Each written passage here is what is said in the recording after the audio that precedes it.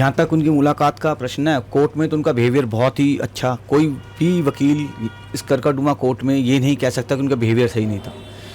बहुत nice behaviour, बहुत अच्छा एटीट्यूड, बिल्कुल ईगो नहीं, हर एक के साथ कोऑपरेट करके चलते थे। ऐसे अच्छे बिहेवियर वाले लोग गए हैं तो उनका बहुत दुख है मुझे।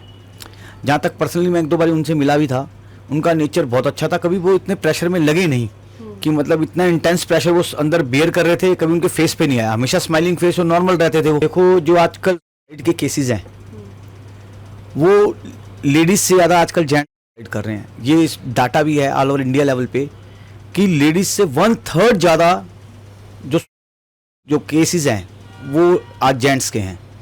इस पे कोई लॉ भी नहीं है, जितने लॉ हैं लेडीज़ के फेवर में हैं, जितने केसेस हैं लेडीज़ फाइल कर सकती हैं, और जेंट्स के लिए कोई भी रेमेडी अवेलेबल ना होने की वजह से इतना इंटेंस प्रेशर जो मैन फेसिस कर रहे हैं आजकल, ये उसी का नतीजा है कि वो अपना प्रेशर किसी से कह ही नहीं सकते।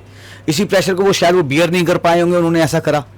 जहाँ तक सवाल उनकी वाइफ का और उनकी सिस्टर इन लॉ पे जो आए हैं, वो तो उनके पिताजी ने ही क्लियर कर दिए हैं मीडिया के आगे कि ये सारा प्रेशर उनकी वाइफ का और उनके सिस्टर इन लॉ का था, जो एक IAS है, उनके हस्बैंड भी IPS हैं।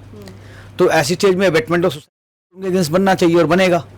वो तो लॉ जो है अपना एक्शन लेगा जो है।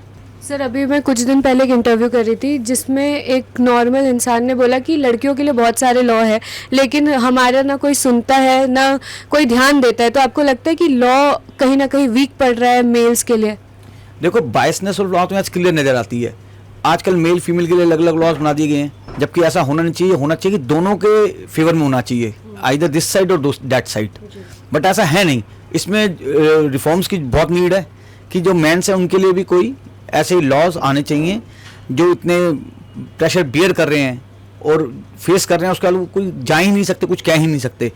और आधे से ज़्यादा केस, मोर देन 50% केसेस जो आजकल हम फेस देखते हैं कोर्ट में, वुमेन क्रूरल्टीज के फेक हैं वो। तो इन फेक केसेस के अगेंस्ट उनके खिलाफ एक्शन होना चाहिए। उसमें BNS में अमेंडमेंट भी अभी आई है कि एक्शन के अगेंस्ट भी केसेस बनेंगे। अब देखते हैं आगे अब क्या होता है। अब स्टार्ट हो चुका है ये दौर तो।